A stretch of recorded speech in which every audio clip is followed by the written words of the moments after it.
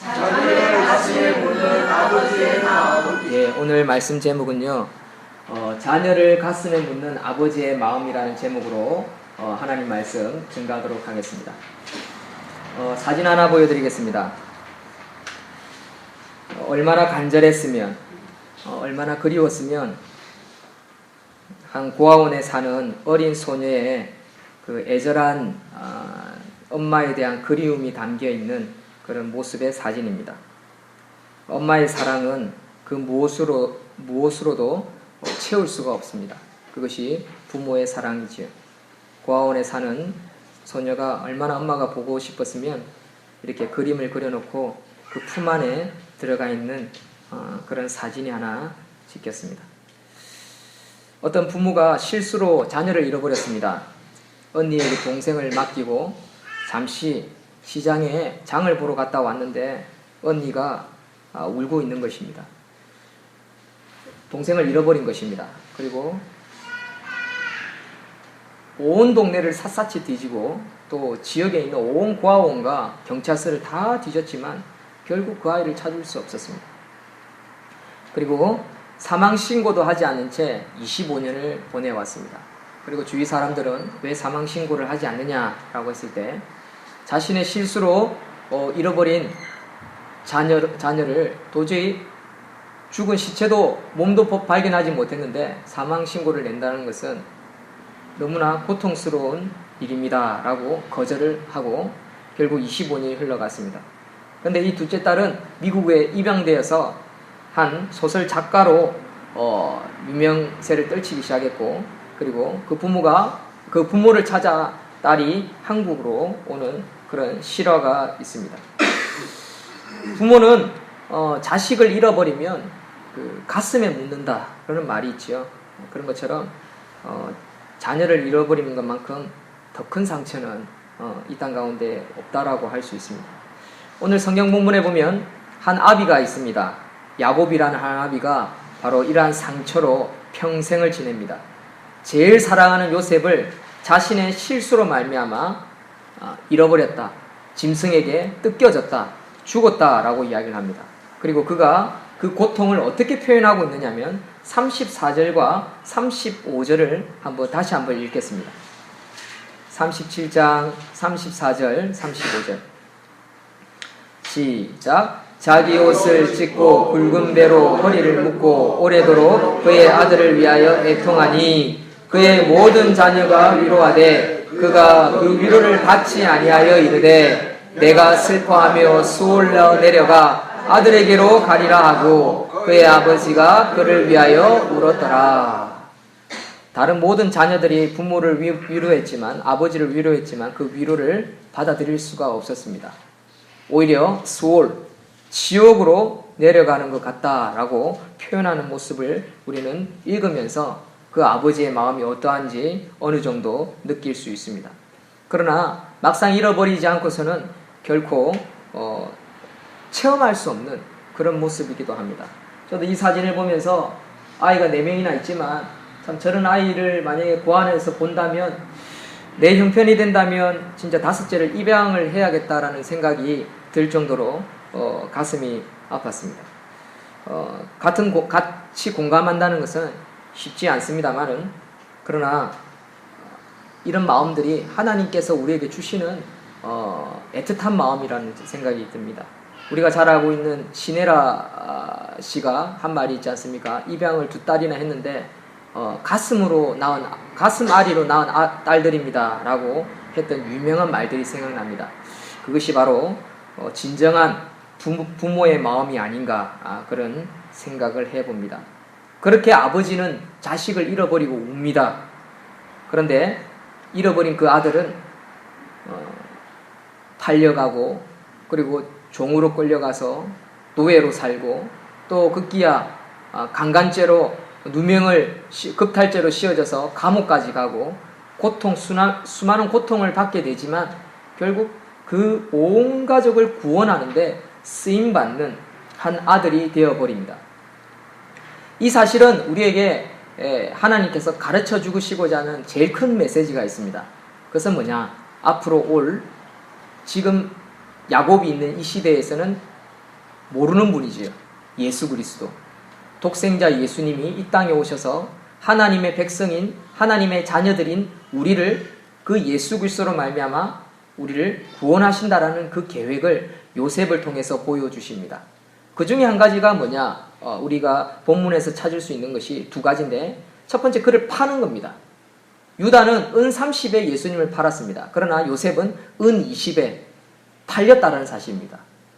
그리고 또한 25절에 보면 향품과 유향과 몰약을 싣고 라는 내용이 나옵니다. 이 예수님이 성탄절날 오셨을 때 동방박사들이 세 가지 선물을 가져온 것과 동일한 이야기지요.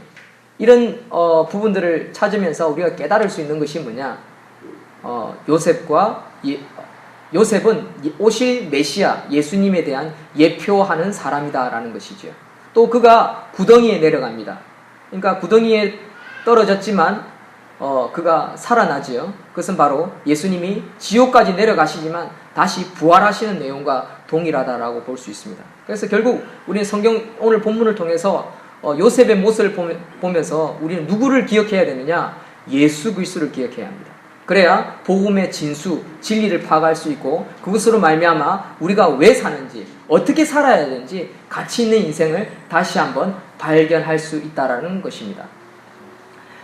요셉의 죽음을 통해서 그 아비인 야곱이 자신이 지옥으로 내려갔다, 스올로 내려갔다라는 표현은 과장된 표현이 아닙니다. 그렇지요? 부모의 사랑을 대신해서 채울 수 없듯이 그 부모의 마음이 어떠한 것인지를 정확하게 보여주는 그런 표현이라고 할 수 있습니다. 부모의 사랑을 그 어떤 것으로 채울 수 없습니다. 마찬가지로 인간의 생애에 하나님의 사랑을 대신하여 채울 수 있는 것은 그 무엇도 없음을 기억하실 수 있는 저와 여러분들이 되시기를 주의 이름으로 축원드립니다. 인간은요, 한 번 왔다가 가는 인생입니다. 그래서 그런 인생을 한자로 일생이라고 하지요. 일생. 인간의 생을 일생이라고 표현하는 이유가 뭡니까? 한 번밖에 살지 못하기 때문에 그렇습니다. 한 번만 산다고 하기 때문에 일생이라고 하는 것이지요. 한 번밖에 살지 못하는 인생, 우리가 보람된 삶을 살아야 하지 않을까요? 여러분, 우리 생에 있어서 가장 큰 보람은 무엇입니까? 요셉에게 있어서 인생에 노예로 팔려가고 형제들에게 죽을 뻔하고 노예로 팔려가고 그리고 죄인으로 누명을 써서 감옥에 갇히고 그랬음에도 불구하고 그 생애에 그 요셉의 생애에 가장 보람된 것은 무엇일까요? 그것은 바로 나라와 가족을 구원하는 것이었습니다. 그보다 더 귀중하고 더 소중한 것은 없다라는 것입니다. 죽음은 하나님이 정하신 것입니다. 우리 다 같이 히브리서 9장 27절 말씀 다 같이 한번 읽겠습니다. 시작. 한 번 죽는 것은 사람에게 정해진 것이요 그 외에는 심판이 있으리니. 예, 그렇습니다. 그래서 가치 있게 죽는 사람이 되어야 한다는 사실. 가치 있게. 어떤 사람이 가치 있는 삶을 살다가 죽는 것일까요? 사실 가치 있는 삶을 산다는 것은 쉽지 않습니다. 그러나 우리는 가치 있는 삶을 살아야 한다는 것입니다.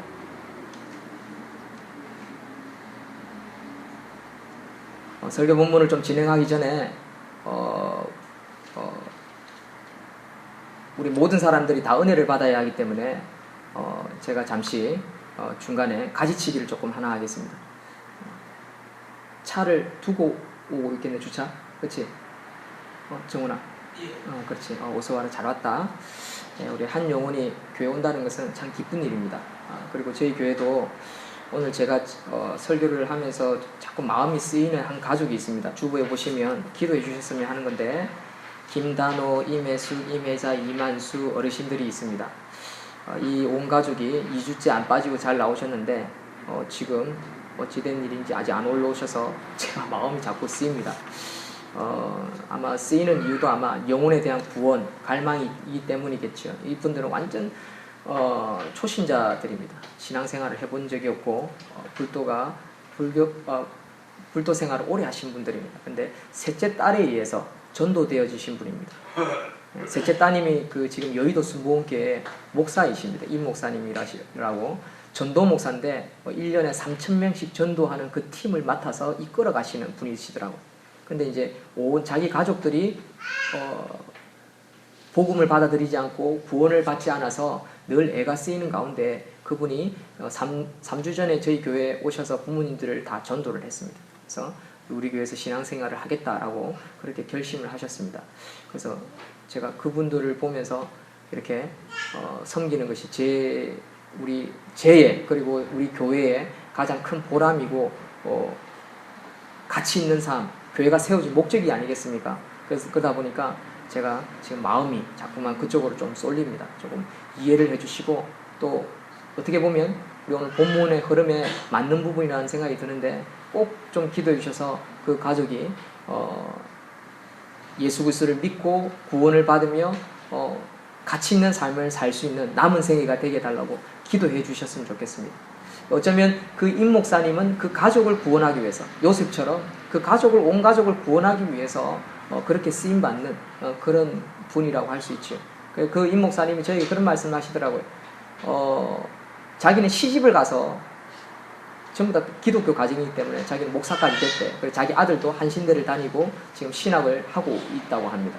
그런데 자기 8남매인데 엄마를 제외한 8남매인데 자기 빼고 아무도 교회를 안 다니는 거예요. 전부 다 불교인들이라고 이야기를 하시는 거예요. 그러면서 구원을 했으면 좋겠는데 뭐 예수 이야기 할 것 같으면 집에 오지 마라고 하실 정도로 거절하시는 분이 됐어요. 근데 이분들이 드디어 세례를 받기로 작정을 하고 교회를 오셨어요. 그러니까 임 목사님이 예비된 목사님이고 그 가족을 구원하는 거죠. 요셉과 같은 것입니다. 요셉은 나라와 이스라엘이라는 나라 또 야곱이라는 가족, 자기 가족을 구원하기 위해서 예비된 영혼이죠. 마찬가지로 이 가정도 그런 가정입니다. 그래서 사실은 오늘 설교를 준비하면서도 우리 본문의 흐름대로 가지만 사실 이 가족을 생각하면서 말씀을 준비했더랬습니다. 그리고 또 우리 망미제일교회 성도님들도 참여하시니까 또 하나님께서 주시는 마음이라는 확신을 가지고 그렇게 설교를 예화를 준비를 했더랬습니다. 근데 이제 안 오시니까 제가 자꾸만 중간에 마음이 자꾸만 이렇게 뭐 텅 빈 것처럼 자꾸 가슴이 아프고 저리고 또 우리 청년들이 지각을 안 하고 와야 되는데 지각도 하니까 자꾸만 제가 생각이 분산이 되는 거예요. 그래서 차라리 그럴 바에는 좀 흐름은 좀 깨지지만 설교에 이걸 환기시키고 인정할 건 인정하고 그리고 하나님의 메시지가 저와 여러분들에게 온전히 이렇게 쏟아질 수 있도록 지내겠다 싶어서 제가 흐름을 좀 바꾸어서 이렇게 중간에 끼워드립니다. 그리고 또 분명히 아마 첫 사진을 보면서 설교에 집중되고 있는데 왜 목사님이 끊어가지고 집중 안 되게 하나는 마음도 드실 겁니다. 그런 이유가 우리 정훈 형제처럼 또 이렇게 초신자들이 믿음을 가지게 하기 위해서 사실은 환기시킬 필요가 있겠다 싶어서 제가 조금 중간에 끊었습니다. 충분히 제 지금 마음을 공감했으리라는 생각이 듭니다. 어쨌든 다시 본문으로 좀 돌아가겠습니다. 그래서 우리 정훈 형제도 집중해서 말씀을 들으세요. 아셨죠? 네. 잘했어요. 온 자체가 난 기쁘고 행복하고 하나님이 기뻐하시리라는. 하나님이 춤을 추시는 경우가 몇 가지 있죠. 그 중에 한 가지가 한 영혼이 주께로 돌아올 때입니다. 그렇죠? 그래서 그 기쁨을 함께 나누는 것입니다. 또한 다시 본문으로 돌아가겠습니다. 한 번 사는 인생 가치 있는 삶을 살아야 합니다. 가치 있게 죽는 사람이 되어야 한다는 거죠. 어떤 사람이 가치 있는 삶을 살다가 가는 것일까요? 사실 죽은 후에 어떻게 될지는 아무도 알 수 없습니다. 혹자는 죽어봐야 알지 하면서 대책 없이 막 가는 인생도 있습니다. 이런 사람을 뭐라고 말합니까? 어리석은 자라고 하죠. 그렇죠? 아무 대책 없이 사는 거죠. 뭐 죽으면 뭐가 있을까? 니 가봤나? 아이고 나는 아무것도 없다. 이렇게 말하는 사람들은 보면 거의 근거 없이 말해요. 그냥 자기 주장이죠. 자기 생각이에요. 그냥 뭐 그렇게 살다 끝나면 흙으로 가는 거지. 근데 흙으로 간다는 것은 어디서 배웠을까요? 그게 다 성경적인 건데. 근데 그건 또 어디서 듣고 흙으로 가면 끝이지 뭐 이렇게 말을 하거든요. 그래서 이런 사람들을 한마디로 딱 요약하면 어리석은 자다라고 할 수 있는 것입니다. 가치 있는 삶이라는 것은요. 죽음을 준비하는 자라고 할 수 있습니다. 죽음을 준비하는 자. 여러분 우리가 왜 보험을 듭니까? 보험을 드는 이유는 우리가 내일 어떻게 될지 모르니까. 안 믿는 사람들도요, 보험 엄청 많이 들어갑니다. 뭐 믿는 사람들도 있지만 어떤 제가 아는 장로님은 아예 보험을 안 드시는 분들도 계시더라고요. 뭐 신방을 가보면 장로님이 보험을 안 들었대. 왜? 어차피 목사님 천국 가는데 저 보험 들면 뭐합니까? 차라리 그 보험 들 걸로 하나님께 헌금하고 어려운 사람 도와주는 게 낫죠. 이렇게 말씀하시는 장로님도 있어요. 그런 믿음이 너무 좋으셔가지고 맞다 안 맞다라고 이렇게 판단할 수는 없지만, 그러나 분명한 것은 뭡니까? 죽음을 준비하는 거죠. 이 장로님은 죽음에 대한 준비를 철저하게 하신 분입니다. 무엇을 해요? 예수님을 믿음으로 말미암아 준비했다라는 것입니다. 여러분, 가치 있는 삶이란요, 죽음을 인정하고 그 죽음 앞에 우리가 이제는 어떻게 살 것인지, 그러면 죽은 뒤에 내가 어떻게 될 것인지 그것을 준비하는 자라고 할 수 있습니다. 여러분, 죽음에 대한 보험은요, 제일 비싼 보험을 드는 것이 아닙니다. 여러분, 예수 그리스도를 믿는 믿음이 제일 중요한 죽음에 대한 보험임을 믿으시는 저와 여러분들이 되시기를 주의 이름으로 축원드립니다. 아멘. 요한복음 14장 6절 말씀 다 같이 읽겠습니다. 시작. 예수께서 이르시되 내가 곧 길이요 진리요 생명이니 나로 말미암지 않고는 아버지께로 올 자가 없느니라. 아멘. 여러분, 성경 말씀은 진리입니다. 우리가 말씀을 붙들지 않으면 그 어떤 것도 얻을 수 있는 것이 없습니다. 이 말씀은 인간이 적은 것이 아닙니다. 하나님이 우리에게 주신 메시지라는 것입니다. 어떤 종교도요, 인간의 인생에 대해서 보장해주는 종교는 없습니다. 그렇죠? 유일신, 하나님을 아버지를 믿는 성경 외에는요, 인간의 죽음과 죽음 뒤의 결과에 대해서 말해주거나 보장해주는 것은 아무것도 없습니다. 둘 중에 하나입니다. 이 사실을 믿느냐, 이 사실을 안 믿느냐. 이것은 우리의 선택입니다. 저와 여러분들의 선택입니다. 선택했으면 보장을 받고 사는 거고요, 선택을 안 하면요, 보장을 못 받고 사는 것입니다. 그래서 성경은 가치 있는 것이다. 가장 가치 있는 하나님의 말씀이다 라고 할 수 있는 것이죠. 또한 살아생전에 가치 있는 인생, 가치 있는 삶을 사는 방법이 무엇인지 가르쳐주는 것도 성경 외에는 없습니다. 단지 성경을 사람들이 믿지 않으려는 태도와 또 닫혀진 마음을 가지고 있을 뿐이라는 것이지요. 하나님이라는 영적 부모가 없는 인간의 생애는요, 마치 우리 아까 본 그림의 고아와 같다라고 할 수 있습니다. 우리 자신이 고아인지 고아가 아닌지 아는 방법이 있습니다. 여러분들은 고아입니까? 고아가 아닙니까? 여러분들이 하나님의 자녀입니까? 자녀가 아닙니까? 알 수 있는 방법이 있습니다. 예를 들어 보겠습니다. 놀이터가 있습니다. 놀이터에 아이들이 놀고 있습니다. 흙장난을 하고 미끄럼틀을 타고 정글을 오고 다니며 뛰어다닙니다. 깔깔거립니다. 그 웃음소리를 듣고 있으면 너무나 행복해 보이지요. 그러나 해가 뉘엿뉘엿 내려가고 어두워지고 있습니다. 그러면 아이들은 흩어지기 시작합니다. 각자의 집으로 돌아갑니다. 그런데 집에 가지 않고 있는 아이가 한 명 있습니다. 그 아이는 왜 집으로 가지 않는 걸까요? 고아이기 때문에 그렇습니다. 집에 간 부모가 없기 때문에. 얼마나 불쌍합니까? 우리 인생이 그런 것입니다. 우리가 죽어서 만날 부모가 있으면요, 우리는 고아가 아닙니다. 그런데 우리가 죽어서도 만날 부모가 없다면 우리는 고아인 것입니다. 하나님 아버지가 우리의 부모라고요. 그 사실을 믿고 살아가기 때문에 우리는 이 땅 가운데 자신 있게 살아갈 수 있는 것입니다. 부모가 있는 아이들은요, 어디를 내놔도 자신감이 넘쳐요. 활기가 넘치고요. 그 아이들이 웃음소리를 보고 있으면요, 남들이 봐도 즐거워요. 행복해요. 그리고 그런 아이들이 사랑스러워요. 그러나 부모가 없는 아이들은 보면요, 기가 죽어 있고 자신감이 없고요, 분명히 재능과 은사가 있음에도 불구하고 그것을 마음껏 발휘하지 못합니다. 어떤 아이입니까? 불쌍한 아이죠. 사랑하는 성도 여러분, 우리는 고아입니까? 고아가 아닙니까?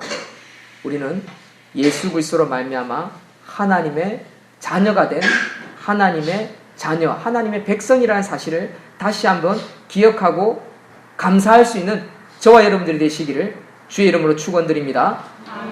그런 요셉은 형제들에 의해서 팔려갑니다. 그런데 요셉은 가치 있는 삶을 살기 위해서 그 아비의 사랑을 보답하기 위해서 준비되어지는 인생을 산다라는 사실입니다. 여러분, 저와 여러분들이 하나님 아버지께서 주신 그 아버지의 사랑에 대해서 요셉과 같이 준비되어진 인생이 되어가지고 나라와 가족을 구원할 수 있는 저와 여러분들이 되시기를 주의 이름으로 축원드립니다. 요셉은 바로 자신이 걸어가야 할 길, 가치 있는 삶이 무엇인지 정확하게 아는 자였다라는 사실입니다. 여러분, 솔직히 제가 만약에 요셉의 입장이라면요, 그 형제들을 좀 많이 욕보였을 것 같아요. 너무 속상해가지고. 저도 제 자신을 가만히 살펴보면 목사이지만 아직 거듭나지 못하고 성화되지 못하고 제가 좀 더 성숙하지 못한 부분이 많은 것을 볼 때가 있습니다. 뒤끝이 있는 제 모습을 발견할 때마다 참 제가 어리석은 자다라는 생각을 할 때가 있습니다. 그런데 만약에 하나님 아버지가 없다면 아마 끝까지 뒤끝을 가질 것 같아요. 근데 어떤 성도님들은 이렇게 말합니다. 목사님, 하나님 있다라는 걸 어떻게 압니까?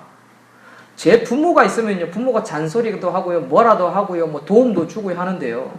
제가 하나님께 기도하면 하나님이 아무런 대꾸도 안 하고 반응이 없어요. 여러분들의 부모, 영적인 아버지인 하나님도 그렇습니까? 저는 안 그렇습니다.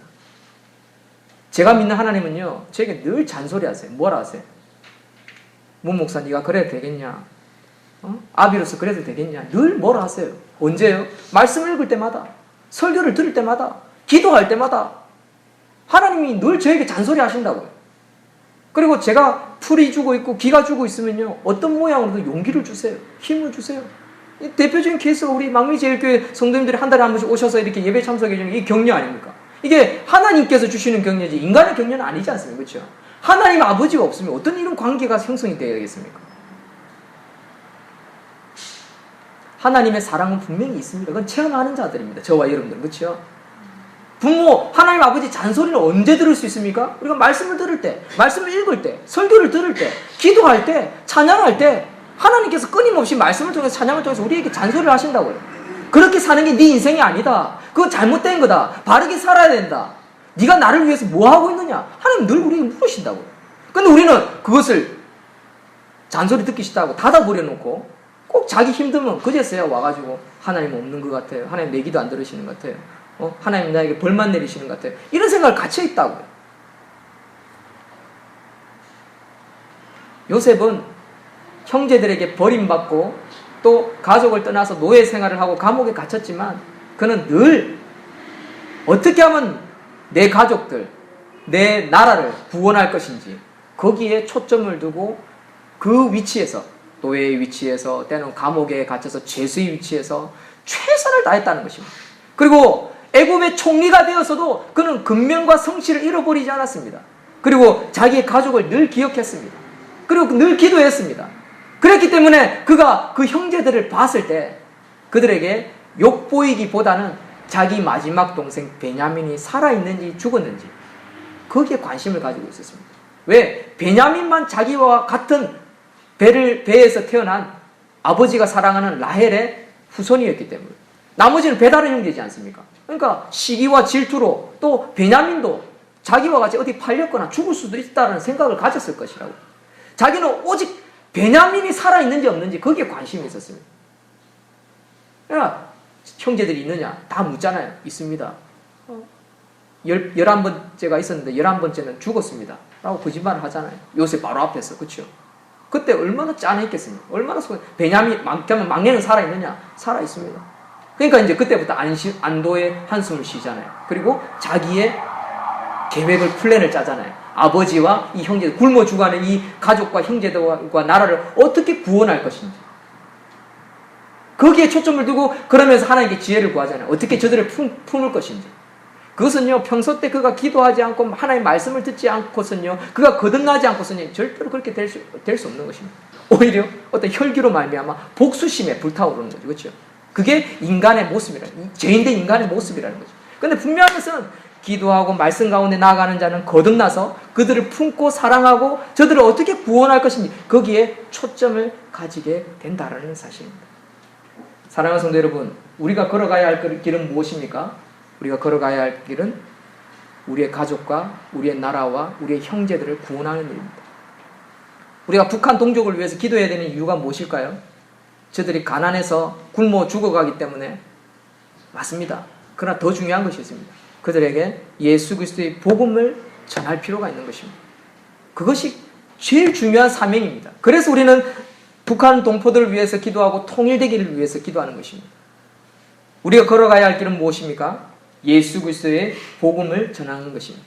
복음을 통해서 천국인의 삶을 확인하고요. 그리고 가치 있는 남은 생애를 살아가는 것. 이것이 우리가 걸어가야 할 길이라는 것입니다. 우리는 요셉을 통해서 그것을 확인해야 합니다. 예수님은 바로 그것을 위해서 이 땅에 오셨고 그것을 우리에게 본으로 보여주셨습니다. 그 예수님을 발견한 제자들은요, 예수님과 동일한 삶을 살기 위해 살았습니다. 베드로도 부인을 했지만 결국 그는 십자가에 거꾸로 매달려 사형했다라는 그런 일화가 남아 있습니다. 그것은 무엇을 우리에게 가르쳐 줍니까? 제자들이 때로는 예수님 앞에 실수하고 시행착오를 겪었을지라도 예수님이 죽으시고 부활하신 그 뒤에 그의 모습을 보고 천국을 소망하며 남은 생애를 그렇게 살았다는 것입니다. 사랑하는 성도 여러분, 저와 여러분들의 인생, 저와 여러분들의 가정이 그런 가정이 되기를 소망합니다. 또한 그런 자녀들이 될 수 있기를 양육하고 가르칠 수 있고 복음을 전할 수 있는 저와 여러분들이 되기를 소망합니다. 거기에 초점을 두고 기도하고 거기에 초점을 두고 예배할 수 있는 저와 여러분들이 되시길 주의 이름으로 축원드립니다. 결론을 맺겠습니다. 사랑하는 성도 여러분, 우리 인생은 고달픈 인생입니다. 태어나는 순간부터 사실은 어렵습니다. 인생은 쉬운 인생이 없습니다. 제가 고등학교 2학년 때 제 아버지가 제 마지막으로 돌아가시면서 제 혼자가 남게 되는 시점이었습니다. 간암 선고를 받고 6개월 동안 집에서 병과 싸우셨지만 결국 죽음을 앞둔 일주일을 앞두고 이렇게 말문이 닫히셨어요. 복수가 확 차고 이렇게 간에 암덩어리가 너무 커져 놓으니까 이 암덩어리 너무 커져가지고 이렇게 튀어나와 계시더라고요. 그런 가운데 한 일주일 전부터 말을 전혀 못 하시더라고요. 그러면서 저희 아버지가 마지막으로 한 말씀이 있어요. 마지막으로 딱 말문이 닫히기 직전에, 제가 그때가 고등학교 2학년 때인데 저희 아버지가 저에게 이런 말씀하셨어요. 혜룡아, 내가 너를 혼자 두고 가는 것이 너무 안타깝다, 이 말씀을 하셨어요. 저는 그때 그 말씀이 무슨 말인지 몰랐습니다. 저에게 누나가 있었고요. 누나가 잘 삽니다. 저한테는 작은 아버지가 4분이나 있고요. 고모도 있습니다. 고모도 아주 잘 삽니다.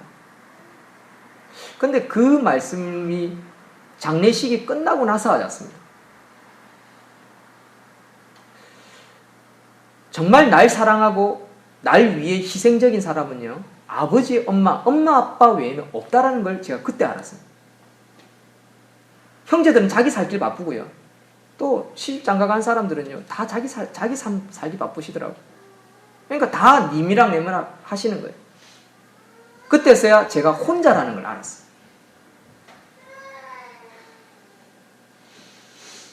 혼자 인생을 살아보지 않는 인생은요, 사실 그게 얼마나 외로운지 알 수 없지요.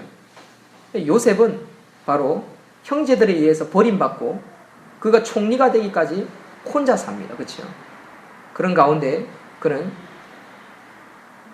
그 아비의 사랑에 보답하기 위해서 묵묵히 자기만의 길을 갑니다. 하나님께서 주신 비전과 꿈을 향해서 갑니다. 사랑하는 성도 여러분, 인생은요, 어차피 혼자이지만 그러나 하나님 아버지를 나의 영적인 아버지로 모셔드리고 인정하고 살아간다면 그 인생이 결코 헛된 인생이 될 수는 없습니다. 분명히 가치 있는 삶을 살게 된다는 것입니다. 그게 보장, 보험입니다. 그래서 저와 여러분들이 비록 이 땅 가운데 가는 것이 고달프고 힘들고 어렵고 때로는 어떤 사람을 만나면 이해가 안 되는 사람을 만나기도 하고 답답하기도 하고 고통스럽고 좌절하기도 하고 넘어지기도 할지라도 하나님 아버지만 바라보실 수 있는 저와 여러분들이 되기를 소망합니다. 그렇다면 우리는 흔들릴 것이 없고 괴로워할 것이 없습니다. 우리가 성실하게 되어 있고요, 인내심을 가지게 되어 있고요, 그리고 선하고 착한 것과 악한 것이 무엇인지 구분하게 되어 있고요, 그 구분해서 살게 되면요 하나님이 우리에게 복을 주시게 되어 있다는 사실입니다. 우리가 걸어가야 하는 것은 가치 있는 삶입니다. 천국인의 삶을 확인하고 가치 있는 삶을 사는 것, 이런 삶을 살기 위해서 최선을 다하시는 믿음을 부여잡는 저와 여러분들이 되시기를 주의 이름으로 축원드립니다. 아멘. 기도하겠습니다.